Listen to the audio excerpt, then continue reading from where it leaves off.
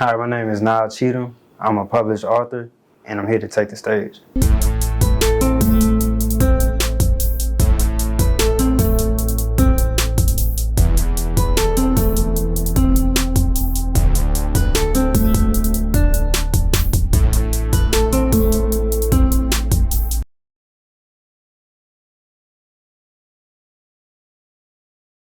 I'm originally from Richmond, Virginia.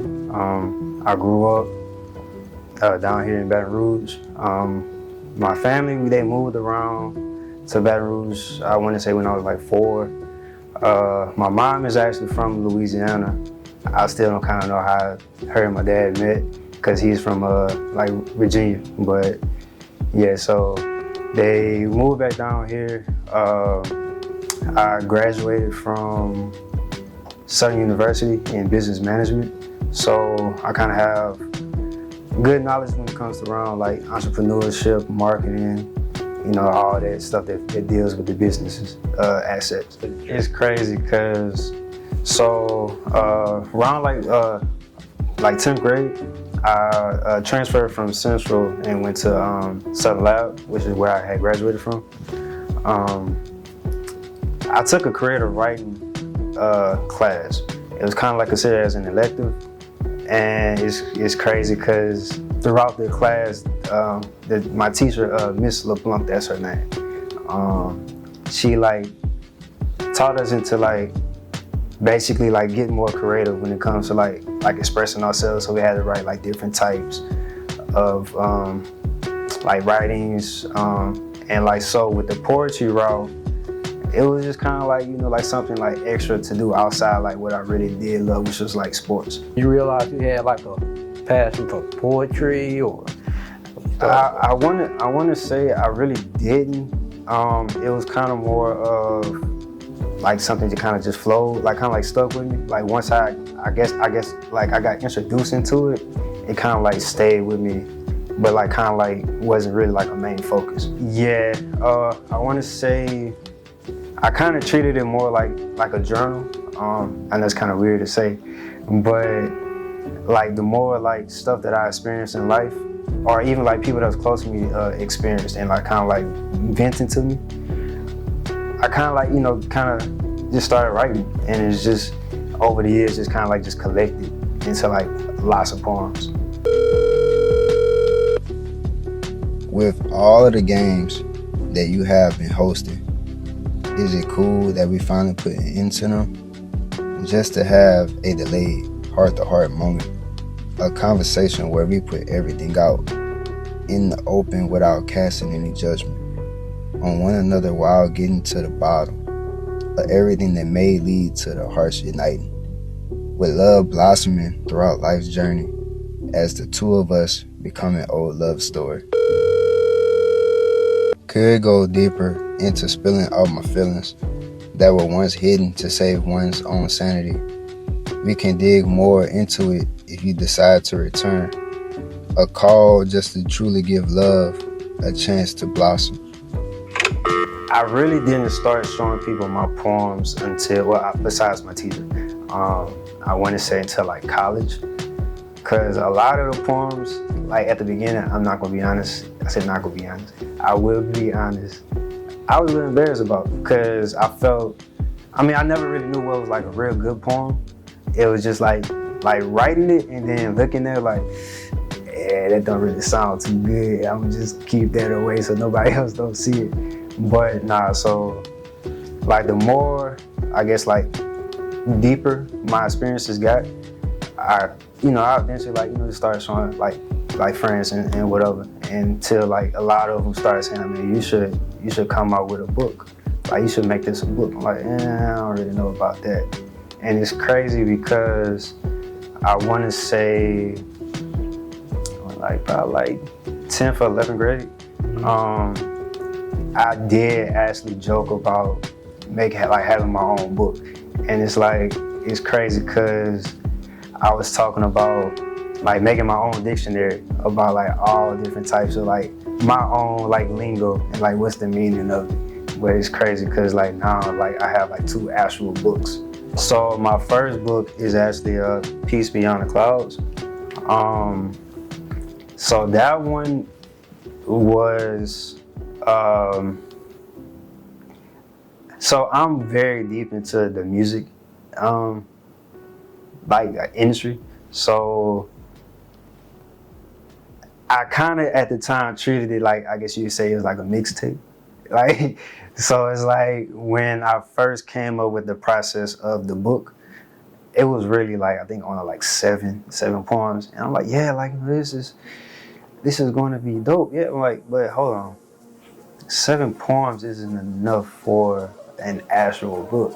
So I had to wait and then find more poems to add to it and then come up with like a number, but not too big of a number, if that makes sense. But so really that one was more about trying to write poems that's relatable to people, and that's really what Peace Beyond the Clouds is about. Because I know some experiences that people may go through in life, they may feel like it's only them that's experiencing it, but it's a lot more people that's like going through the same thing that you're going through. And so that's what I try to like bring to light. Like some of it, like I said, is like my based on something that I actually went through.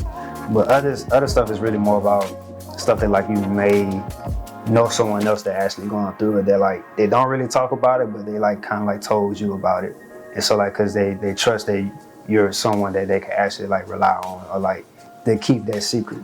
So they don't really like no names. It's just experience parts to where it's like it's relatable to the reader. But honestly, it's really all of them.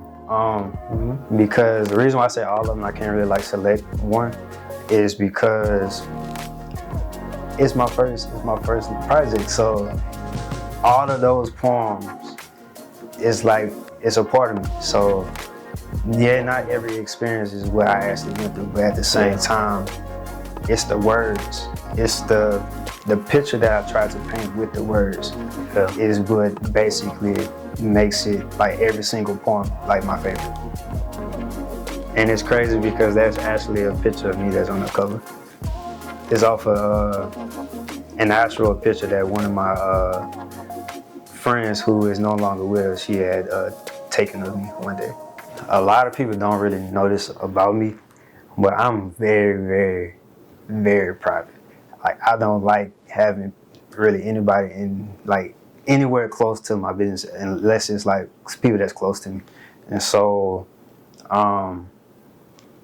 so with the book, it was kind of like, okay, I'm putting myself out there. Like I don't really know how the reactions are going to be, but so like the first thing was, hold on, you write poetry? Like, yeah, I write poetry. Yeah. And it's like this is actually dope. With the first book, it was kind of brand new because with the whole promoting.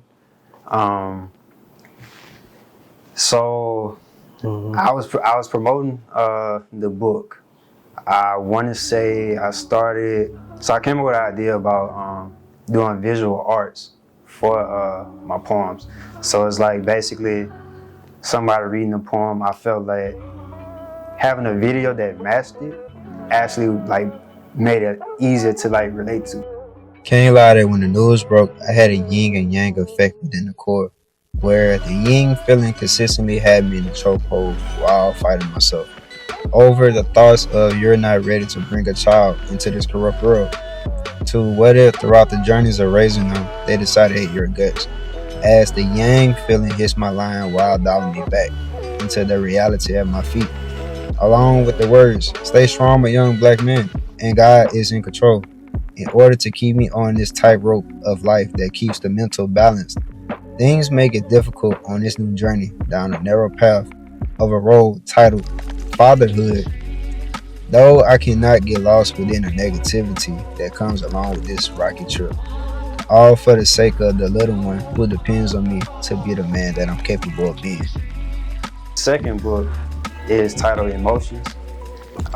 So with that, again, so some of the poems that I wrote, what that's in the book is from like high school and college, kind of like the rest of what I had that I didn't use in the first book. But a lot of it was what I I wrote, recently wrote. And 48 poems, 48? 48. And see, it's crazy because I don't remember like how, like the duration of how long it took for me to finish the first manuscript for the first book. But the second one, see, like the way I do my edits is crazy. So it's like usually I'll write a poem, then I go to the next, and so usually I'll go back and retweak it, like what I can, kind of like see what I could change out, see what I probably can keep, what I possibly might have to take out, and then like the selection process is like I have to go through every single poem to see like, okay, does this match what I want to do, or does this match what I want to do? Yeah. So then after that, I do like a whole nother like edit process. So like at least every poem is re-edited at least maybe like 4 times. So you asked me about the my favorite poem in the second book. So this one's about to be crazy, cause I still don't know how I did it. I thank God for forgiving me, for basically blessing me with it. So I wanted to start writing poems where it's like I'm thinking outside the box, stuff that I don't like never really experienced, or really more to where like I'm not writing it, if that makes sense. So one of them was a breakup poem to myself from a female perspective. Like I want to say like 2 weeks I struggled with trying to find the right approach to it, because I was like I don't know how exactly a female would actually say some stuff, or it's like how exactly they would word it. And it's like I never had a broke up poem, like a letter. Like I never gotten a breakup letter before. So it was tough. Don't get me wrong. So I kid you not, as I was asleep, I woke up around like 12, 1 o'clock in the morning, and just instantly started writing. And like before you know it, like I had the poem, and it's like, like this is deep. So I showed it to my first people that I showed it to was some of my female friends. Okay. And they was like, hold on, you wrote this? I'm like, yeah. It was like, you wrote this? I'm like, yeah. Like I try to write from a female perspective.